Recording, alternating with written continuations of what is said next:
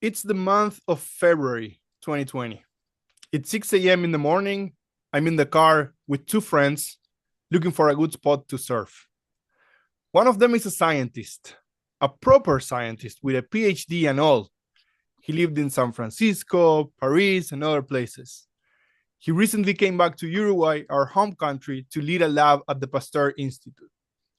He works with viruses, so we start talking about the latest virus fad, the coronavirus or COVID.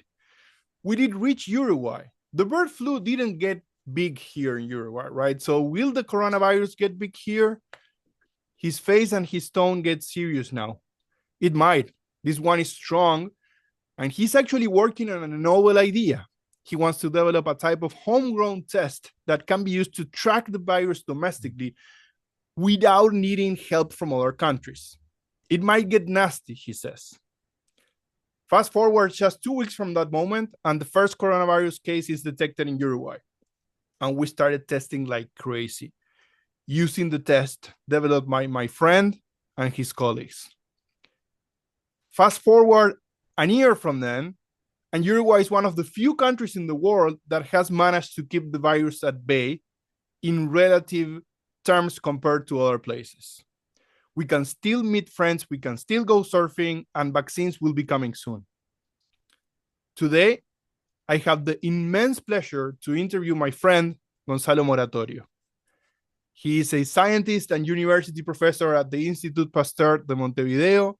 He has more than 15 years of experience, including postdoctoral training at the Institut Pasteur Paris, and he has and continues to make valuable contributions to viral evolution and applied virology. But hey, I've said too much already, and I should not be the one talking here. So without further ado, Gonzalo, thank you so much for being here. Thank you, Mateo, for having me here. I feel like an outlier since I have been always watching your podcast, and it is much related about IT world and many things that are so cool that you guys are doing from Uruguay with such a success that I'm happy to be part, at least to try to contribute somehow. Cool. If there is anyone working on the future and technology related stuff about the future, it's you. It's biotech. It's a different type of technology maybe, but it's so intertwined, right? Like we discussed when we were getting ready for this. So let's get started with the basic. What do you do today for a living? What different roles or jobs do you have today? Okay. What do I do? I'm a scientist, I'm a biologist, so I do research mostly. I tried to investigate many cool stuff that really are some, or a great part are curiosity driven things. So I am not looking for anything totally related to an application, but some others are more related to let's call it, even if I don't like this term, are more related to applied science, right? And others are more like fundamental or basic science. Then we are going to discuss that at the end. The root is only one for both of them. But the other thing that I do is to teach. As a university professor, I'm involved in training a lot of people, masters and PhD students. Also, I'm working with postdocs that they join my lab. And of course, as a university professor, we have some duties in terms of giving lectures or develop courses about molecular evolution or molecular virology. And I am really happy doing that. And you also do a little bit of TV for young children, right? That are getting to learn science and everything. That's right. That's right. I mean, that is a consequence of what happened after the pandemic, right? As you were saying in that very nice introduction that I think is bigger for me. I would say that after the pandemic, the role of many scientists in trying to communicate science, to make it understandable, to try to spread the word, just was essential, right? And from that moment to now, I I have been offered many opportunities to keep developing and teaching science. And I think that you don't have to choose based on your whatever could be your status if you think scientifically speaking. For example, one scientist here now, I'm in Manhattan, and I spent the last 4 months at Yale University. And some of them were asking me, but you're not a bit concerned about your reputation if you're just trying to push boundaries or publishing these papers, but at the same time trying to develop a kid TV show for science education? And my answer was totally the opposite, right? No, you have to play in all the court, in every part of the court, just to keep your goal moving and with another impact, right? So I was involved in that and I really enjoy it. Let's see if I will keep doing that. But at least the last year, during all last year, 2024, I had or I host that TV show for kids, for science education, and I really enjoy it. It's beautiful and it's inspiring, and hopefully that's going to grow the next generation of kids that will want to go into science and have the passion that you have. I've talked with you many times, and I read articles where you talk about the passion that is needed, right? The passion that is needed for science, and how, to build a career and to stay on track. So let's talk a little bit about going to the past, right? And how that passion started. How did you get to where you are today? What are the biggest milestones in your career that brought you to where you are today? So that's a good one. And you should remember some of the very origins or the inception of all what I'm doing now. When we were kids, you were always having a lot of fun. And I'm not going to say bullying me, but we could say that in a good way or in a positive way about that. I was always trying to put all of you guys together and say, hey, let's go to investigate this. Let's go and let's try to solve this puzzle or to just let's go to investigate was would be the in English the translation of what I used to say in Spanish, right? Among all of you when we were like, I don't know, 12, 13, 14 years old. So from very young, I always was very curiosity driven kid and teenager. And then I am pretty sure that some milestones or some key moments that took place in my life that could be not relevant, but at the end they were. One was the movie Outbreak. It's a movie from, if I'm not wrong, from 1995 with Rene Russo, Dustin Hoffman, Morgan Freeman about an outbreak in a small village or a small or very small city in the US of a virus that was carried by a monkey from, if I'm not wrong, from the African continent. And I remember that I was watching that movie and I said, whoa, I want to do that, right? This is amazing. And the other breakthrough in the history of science that blew my mind was the when the first mammal was cloned. This was a sheep, Dolly. And I think that both events just converge. And I said, okay, I want to do biology, but I want to do genetics. Or so I want to understand how viruses are circulating or how are they mutating, how they deal with mutations, how they use those mutations to evade the immune system or antiviral therapies or strategies. And at the same time, I wanted to know about genetics, about the genome science, and about viruses. And there, from there, I started a career. That this is another different thing, right? You can get a job. Another thing is to make a career. And I think that based on what you or anyone is following by mainly by passion, you can make a career. And then everything started. So that's a great point, and it brings me to the next question. How do you do that, right? How do you build a career? There's passion, there's resilience. What else? And what are some of the hardest moments that you lived as you were building your career, and how did you overcome those moments? Yeah, that's also a very good question. I mean, I would say that first of all, at least to me, it took a while to understand that this is not about winning. This is about to keep going. This is not a race. This is a marathon, and it's a marathon with obstacles.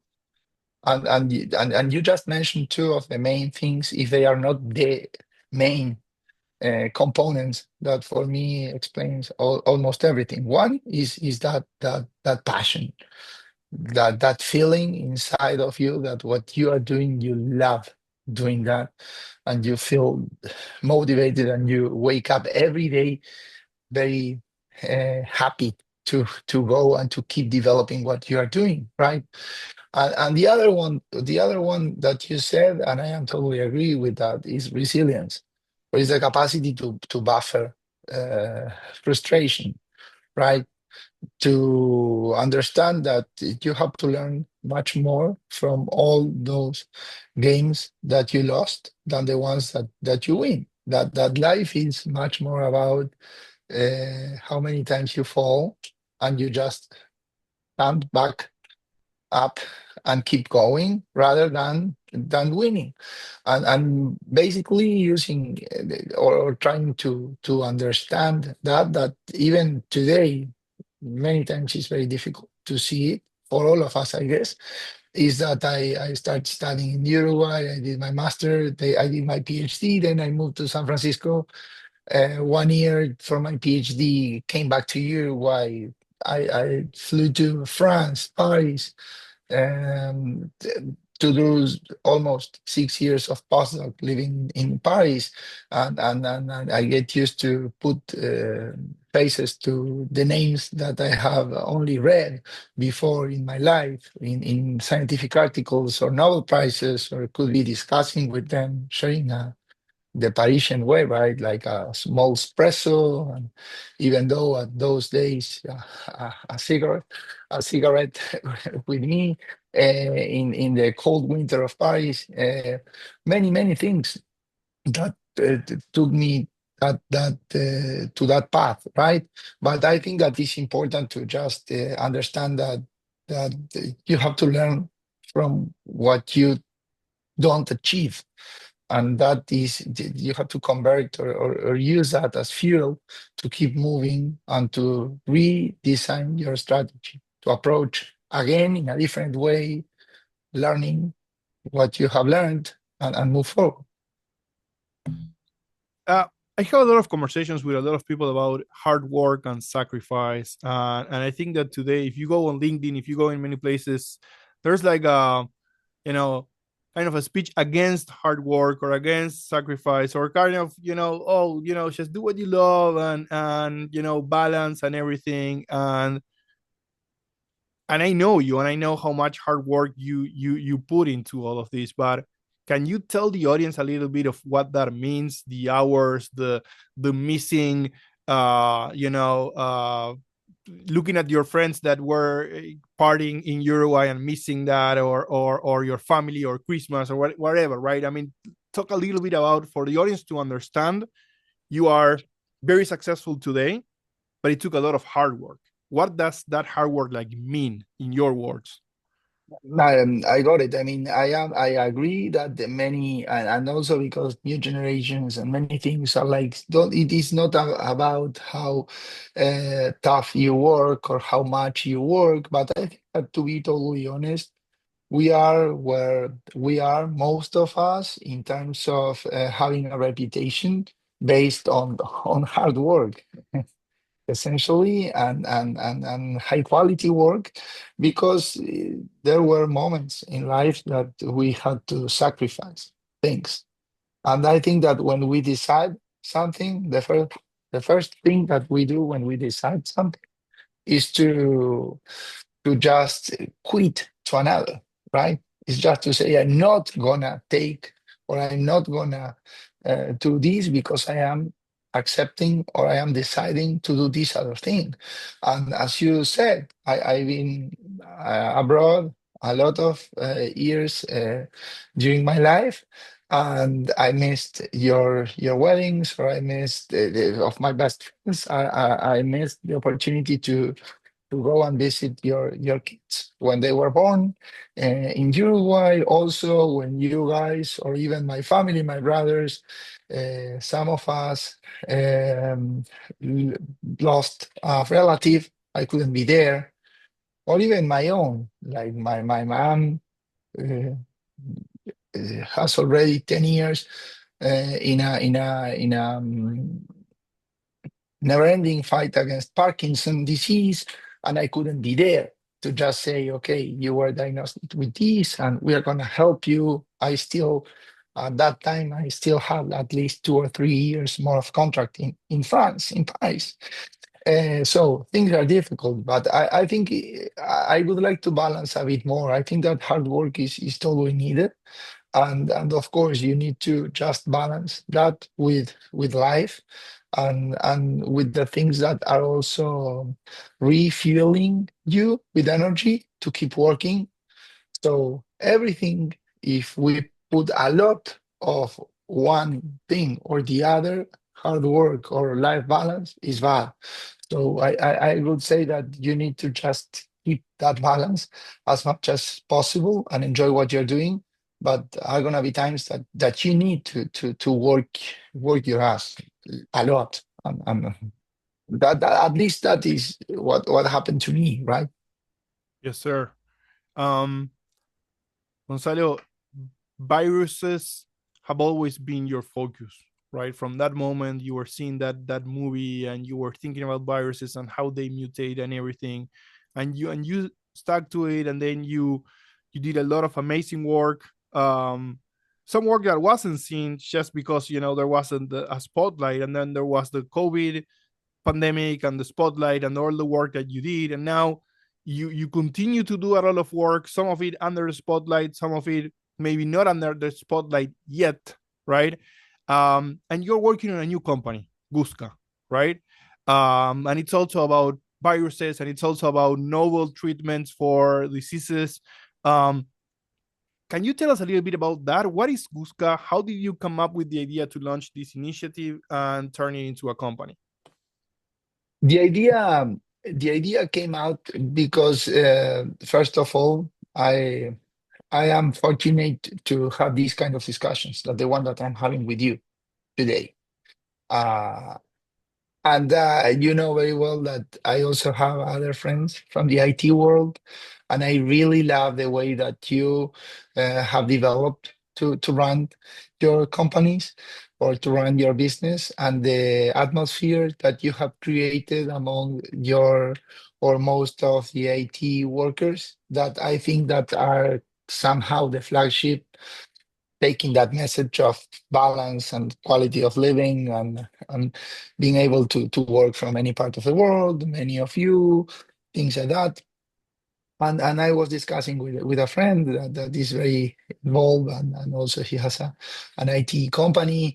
And I wanted to do something, right? I wanted to do something that was not clearly going through the conventional or the canonical path in terms of academia or research. And I thought that if I can get, for example, not or funding that was not conventional funding, just funding from investors or from people that are somehow believing in your ideas to develop a biotech startup.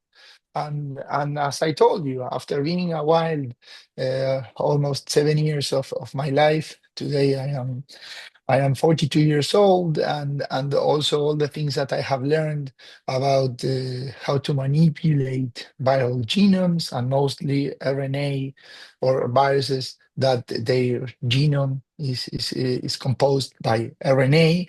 All the advancement that we saw with mRNA vaccine technology after the pandemic and everything was kind of a moment that all the pieces just come together. And I said, okay, but we have all this data, we have this result, and we think that we can somehow do some hacking in the software of the virus. So just going into the operative system of the virus and just redirect those viruses only to fight or to infect and destroy cancer cells rather than normal cells. This is how all these ideas started. And then 2 years ago, a very good friend of mine just passed away because of cancer. And this is the why of the name of the company, is to honor that friend, that his name was Gustavo. And I said, we can put all this together and we can start trying in different cancer cell types, human cancer cell types. We have more than 60 types of different cancer cells coming from human tissues.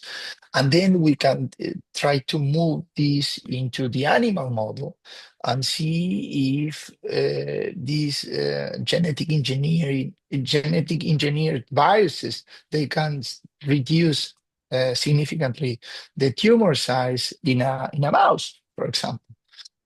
And we start developing this, and this is how Busca was born. I am happy now that in the core of this academic environment also have this other way to see things in terms of building something that can impact in a different way rather than having a paper or a discovery. Just try that discovery that you are publishing in an article is gonna finally, hopefully, go to clinical trials, for example, and maybe one day we are gonna see some of these approaches in humans in the daily clinic or something like that. Would be awesome. So I'm going to just say what I understand in very simple terms, also thinking about the audience, right? It's amazing. It's the entire story is amazing. And you're basically modifying or programming viruses so that they go and eat the cancer cells, destroy the cancer cells, right? And that's what they focus on. They don't go and mess up with other parts of the body. It's just focus on the cancer cells and go on, right? So it's like Exactly. an army of a virus that you're creating that works Mhm. for you. Now the virus is working for you and they are going inside the body, traveling inside the body, detecting the cancer cells and going and eating the cancer. It's like it's really science fiction coming to life. Is turning viruses into our allies, right? Somehow, because we don't know, but there are many things about viruses during human evolution and also during human development when we are just embryos, that viruses, they play a positive or a very important role for our development. And we have taken from them during evolution many proteins that now they are part of our own genetic information, our own very genome, and we are using those proteins that we just stole from them in a way, just to the audience understand my message, to have important physiological processes in our body. So the idea is exactly what you said, just to use these viruses to reprogram these viruses and turn into allies in the fighting against cancer. Now I'm going to ask maybe a dumb question, but um, sometimes in the imagination of the audience, right? It's like this is wow, this is it can go great, or this is how somehow some movies start, right? So how do you keep control of those Mhm. viruses? How do you like, okay, they're going to behave this way and not go rogue and do whatever else we don't want them to? That's good. So what we do is maybe you can compare this with some of the things that you can do to make a program safe, a software safe, but we try to add different layers of safety to our design. That means that the first layer of safety is that the virus has to be totally attenuated. That means that had to be weakened. Super weak are the viruses when they found When they find a normal cell and they try to replicate there, they are very attenuated. The immune system can easily take over them faster and are not producing any damage. That's the first layer of safety that we try to put in our genetic design.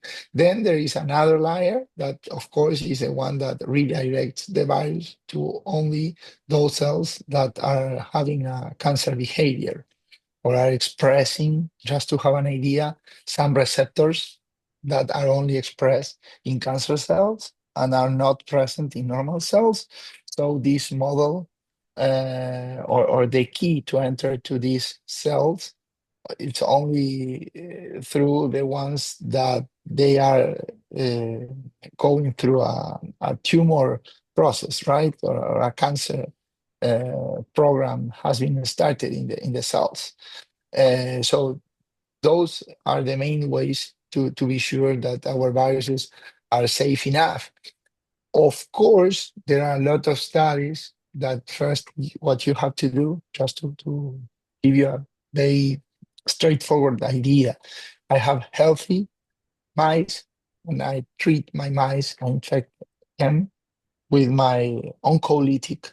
So those viruses that they have the potential to destroy tumor cells. Oncolytic viruses. I just infect them with oncolytic viruses, and when I am observing and I am measuring every day for at least a couple of months, is that the body weight lost is not changing. They are not sick. The eyes, I am just also taking sample from them and see if the virus is infecting, if it is present in the blood, in the serum, if it is in any organ. And I could see that, and I compare that group of mice with a group of mice that they have they've been treated with a placebo. Just there is no virus, and you cannot see differences. So then you understand that you can treat a healthy patient at this time, or in this moment we are talking about preclinical, and all the things that we do at the preclinical level are with animal models mostly, and they are fine. So this is a first test that shows you that, okay, even I mean, I'm not gonna do that, but if I would need to just infect with one of my viruses to try or to prove what I'm saying is okay, I can do that.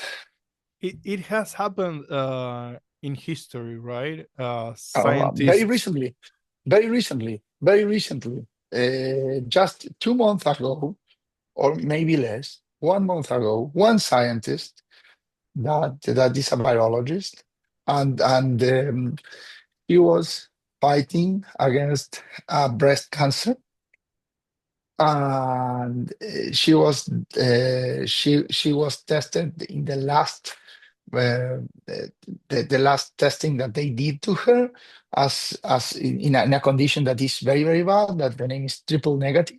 So what she did was to use some measles virus, but they were also genetic engineered, yeah, as an oncolytic virus, and inject herself. And in this case, she destroyed every tumor cell. Wow. This was very recently, and happily I will share with you this news or this paper, so you can have an idea of it. It's amazing. Well, where is Guska today and what's next? Okay, Gusca today is in Montevideo, but part of my journey here at Yale and was to be in Boston. Boston is very important. Moderna, Pfizer, Sanofi, all the huge biotech companies and big pharma are based there. So Gusca today has less than 1 year of life. That means that we have a long way uh, um, to do, but the idea is to hopefully in maybe 3 years from now, maybe 2 years from now, being able to, if we succeed, to open Gusca in the East Coast. That's for sure. We really believe that what we have could be very helpful in bringing up innovative solutions to combat cancer. We know that cancer is not a monotherapy issue. Now there are many things like immunotherapies. Cusca, it is in great part a sort of immunotherapy. But with immunotherapies and conventional treatments like radio or chemotherapy, you always need to combine all these tools to try to obtain best results, right? So we think that Gusca just obtained a pre-seed funding, so around zero. And the idea is to keep growing and to show that all the milestones that we put in our roadmap in terms to show that our viruses are very efficient and safe in the mouse model are going to be able to be translated, hopefully in a couple of years, to some human clinical trials. It's amazing. It's an amazing story. I will be following this story very closely, my friend. Let's talk a little bit about biotech in Uruguay. How does the scene look like today, and where do you think it can go in the future? I mean, I am very excited with all what is taking place in Uruguay right now. I think that there is um, a bunch of scientists and people related to this kind of adventures, like some are from your world, from the IT world, that they believe that one of the most difficult things to get, I am pretty sure we have it, that are the human resources, very qualified human resources. I think that also is, I guess that this is also another very important um, component of Exceed, right? To knowing that you can find amazing human resources to develop a lot of things. And I think that scientists in Uruguay and Argentina, different places of Latin America and Chile, they are very good and they have very solid and strong formation. So now they are trying to just develop theirs in other worlds, not only the academia.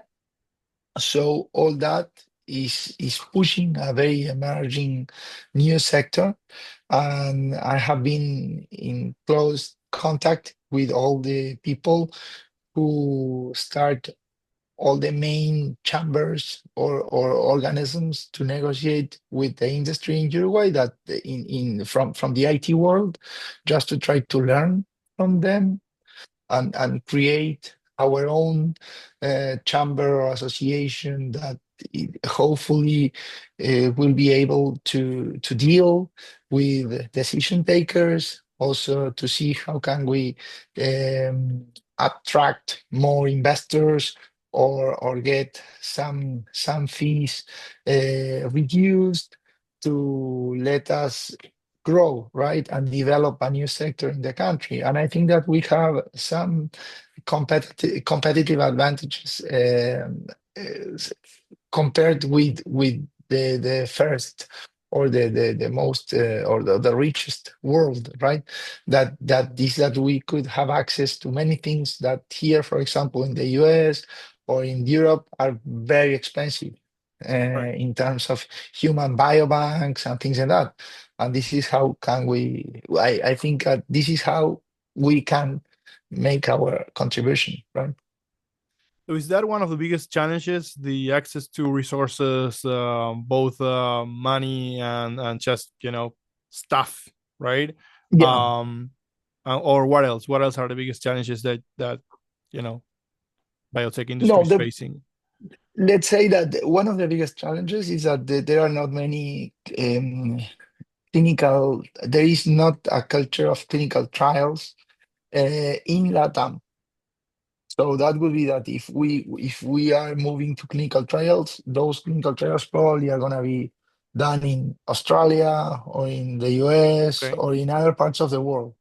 Then the resources, I get that the money, the funding is always a resource that, of course, if you have a startup based in Boston and then you have a startup based in Montevideo, just because of the geographic location, you are going to try to invest in the one Right. that is based in Boston. This is why the idea is to start in Uruguay, but then you have to try to develop the affiliation or the other headquarters in the places where things are taking place, Right. and are the places that you can pitch every Friday to every people that are just coming to see which are your developments in the last month, if you are part of these kind of incubators or these company builders based on biotech startup technology. So there are many things, but I would say that clinical trials, that regulation, that also believing in the global south, right? There is something that happened in the pandemic, that we could see a great power of manufacturing vaccines from India, from China, from Brazil, from South Africa, and that is the global south, right? And you need to understand that those technologies are now being managed and very well established in those regions in the world, the same in Uruguay, Argentina, different parts, and that's our presentation card. Right? You you got me thinking with the thing about clinical trials. What's the place Mm. of the government in all of this? Right, there are public hospitals, there is support that the government could be providing. Also, when the whole pandemic thing started, you were talking about the way that the government could support, but it's not only support, right? You were making I think a very amazing distinction between the government supporting the science. Instead, you were saying the government should leverage science, right, to get ahead. It's science is going to give back to the government. It's going to put the government and the country in a different place, right? Exactly. Do you think we got better there? Do you think, because it's kind of um unfair in a way, if you will. You have the spotlight, there's a pandemic, right, and now everyone is looking at you, and for a moment everyone is paying attention and everyone is playing nice and everyone is like, yeah, we support science, blah blah blah blah blah blah blah. But then the spotlight goes away. How have things changed, if at all, from then? Mm. To be totally honest, I think that things change very little because decision makers, politicians, they have a very uh, short-term memory related to these kind of things. I would say that was very important. There was no other way to deal with what we were facing at the pandemic, that just supporting us on science and scientific advice and recommendation. But then, when the things are somehow under control, science is going back to a priority that clearly is not the one that should be taken, or the one that should be present in our society. There are other things, right? I mean, the market is also another player here. If today you have to invest in approaches that many of them are going to be totally complementary, like AI solutions that are using images or are using many things that we produce in different scientific approaches to analyze data or whatever, they are going to improve a lot the science we are doing. But if you have to invest in these kind of things, or in a company that with AI is going to just summarize this book or doing this, or translate this to how many languages in real time, and that is going to be more profitable than what I said before, because also to have these developments or these new therapies or ideas out, you need time. You need a lot of time, because you have to be sure that what you are developing is totally under control, right? What you asked me before. I think that science should be placed in a different in a different position. among the politicians. And this is why I'm also trying to work so far in all this part of communication and the understanding of how important is science to improve the quality of people in a society, the quality of living of people. At the end of the day, the role of science is just to make societies more just in those terms. Let's go back a little bit 4 years ago, almost 5 years ago. In 2020, you were distinguished as one of the 10 most relevant scientific personalities by the journal Nature for your work during COVID-19, the pandemic, right? Can you tell us more about that time, your work, and the impact on how Uruguay handled the pandemic back then? Sure. I mean that was totally a surprise for me. I was never expecting that award, but I would say that that moment we didn't know what we were facing, right? We didn't know how lethal it was, how contagious the virus was. Uh, so it was a challenge, a real challenge. And one of the things that we were somehow lucky was that we were one of the last places to be hit by the virus. Things started in the other corner of the world, in China, compared to our geographical location. So that gave us two things. First, time, uh, and then stress, because we could see what was taking place in Italy, in Spain, then in the US, in many parts of the world, where also they they had the infrastructure, they had the economy, they had the markets to develop tools and to contain the virus, but they failed. They all failed. The only ones that they succeed more or less were the ones that were islands, like New Zealand or Australia, because they closed the borders and they could control a bit what was taking place in terms of virus circulation. And in Uruguay, when that happened, we just decided to create our own qPCR, our own PCR, without depending on many or non other entity from abroad.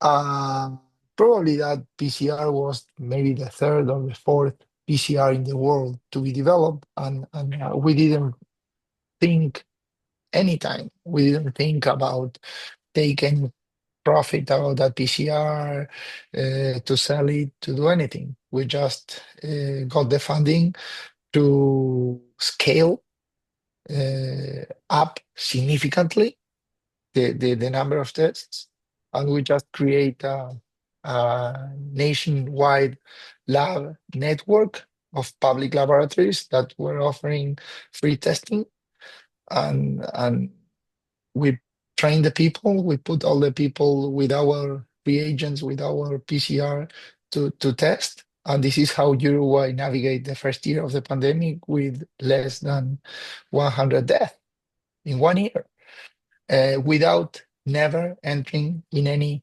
lockdown or quarantine strategy. In April of 2020, Uruguay was reopening rural schools.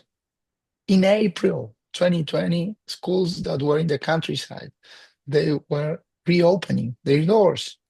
So of course, this was very important the first year, but then things were not done with such precision, and the variants of concern and different variants that they were more transmissible and things show up. But also we lost our perception of risk as human beings, and also the politicians. And that was the moment that I guess the politicians and the scientists that we were advising and also developing the tools and analyzing the data, our conversation or dialogue was less fluid, and they wanted to keep opening, and then Uruguay also did bad job in terms of controlling the epidemic and the new cases. But at least for 1 year we did it, and that means that we bought the only thing that we couldn't, or it is not possible to buy in this life. That is time. We bought time, and since we bought time, the moment for the vaccines to arrive to our homeland was shorter. And that time that we bought gave us the possibility to have more people vaccinated in shorter time, that they were not infected, and probably was very important to save a lot of lives. And because of all this strategy and all what we did, is that that journal, that is the most important journal in science in the world, in every discipline. We are not talking about biochemistry or biology or medicine or physiology. We are talking about astronomy. We are talking about geology. Is the main journal in the scientific world. It just named me, and that was also something that could be a bit wrong, because it's a every news need every news need a picture, right? A portrait. But I was just uh, one important part of a team, leading the team, but the prize is for a team of very young scientists that they were working with me, right? I, let's say it like that. Gonzalo, have you ever thought? Let me ask you this question: how will you tell your younger version if somehow you could send a message back in time, right? And I don't know, you are just expressing to your younger self how you the things that that you will be able to achieve or what you have achieved, right? Like, have you ever done that exercise in your mind of saying, hey, if the little Gonzalo could know that he will not only grew and have a career in this, but also have this impact and be recognized by his heroes, right? Because you're basically, you not only traveled to Paris and you worked and had an espresso with your heroes, right? Mhm. uh but you also were recognized in the journal that recognizes the heroes, right, amongst other heroes. So how does that make you feel, or how will you tell your younger self about that? That I would tell that he should keep doing all what he has been doing, that things are gonna be sometimes a bit nasty and rude in many aspects, but that I hope he would believe me that it's really worth going through all that, because at the end of the day, if you are really moving your ideas, convinced, uh, and fueled by passion, you're gonna make it, and very cool things are gonna happen to you. The only thing is just try not to. I would say that try not to get bored or feel that adrenaline, and be bold. Be bold. Take risks. I think that when we choose an aim, one of the most important things is to be paralyzed, to feel that you are frightened, because that means that the aim that you pick is enough big to persuade it, right? So go. Yeah, I love it. I love it. um you are now a world fellow at Yale. What are you doing there? How did you get there? Uh, I just finished that program. That is an amazing program that they received more than 4,000 applications, and they picked 16 individuals all over the globe with very different profiles. That then you stayed as a Yale alumni, and the important thing is to develop and to help you build your skill sets about leadership mostly. So what I did was just I tried to face different important problems that the world has by very multidisciplinary ways to see them or to approach to them.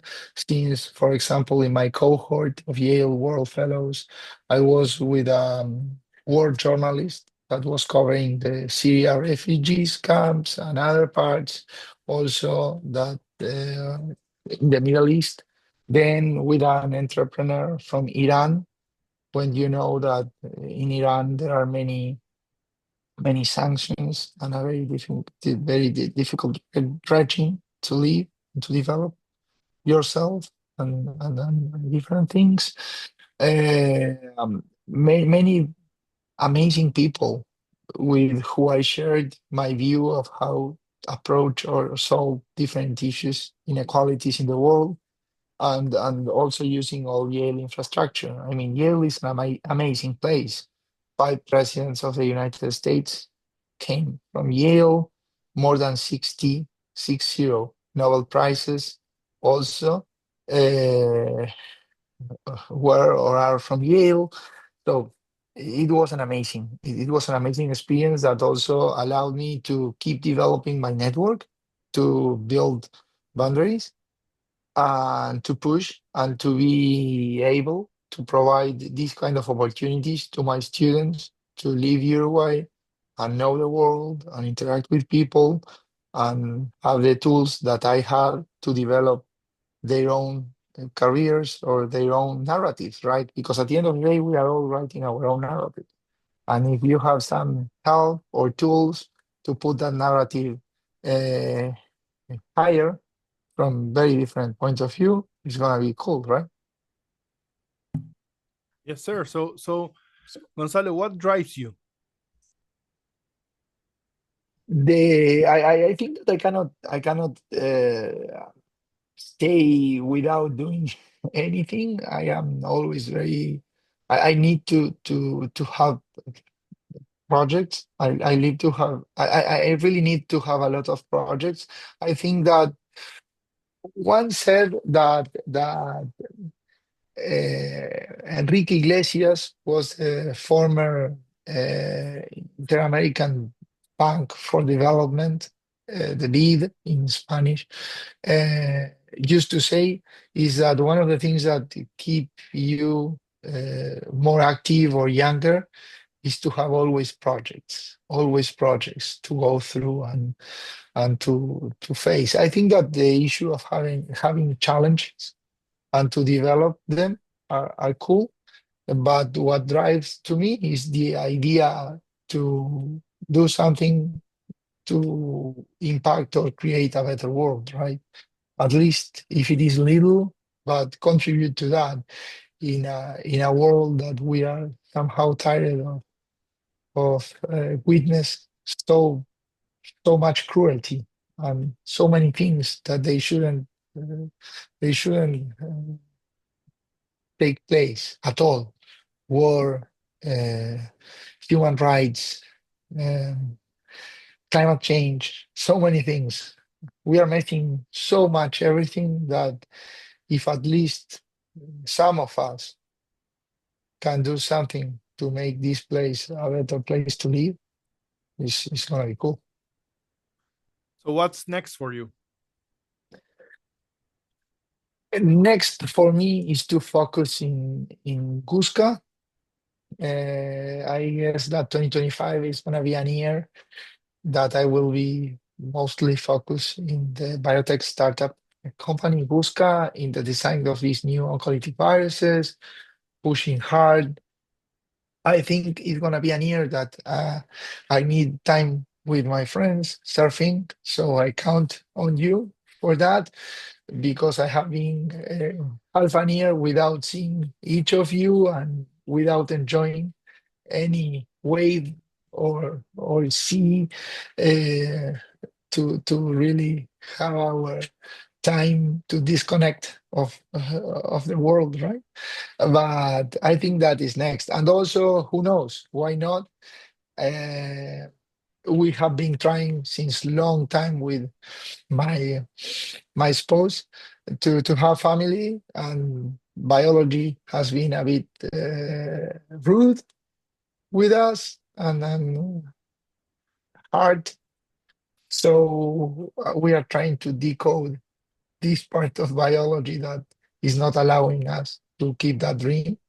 And hopefully, it's going to be the year that we are going to make it possible. Who knows? I'm always optimistic. Before everything, I'm optimistic, and I will remain like that. It's a very good timing. This episode is going to probably be released in a few weeks from now, but for the audience, we are recording this on the 26th of December, right?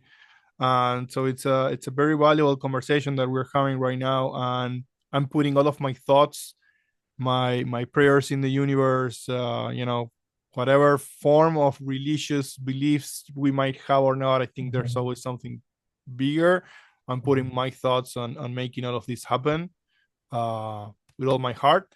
And the one thing I can say for sure is there will be a lot of surfing next year. I also want that to be a priority for me. My next question was going to be about what do you do when you are not working? Um, and You know very surfing well the answer. surfing is definitely going to be there, my friend, and I look forward to it.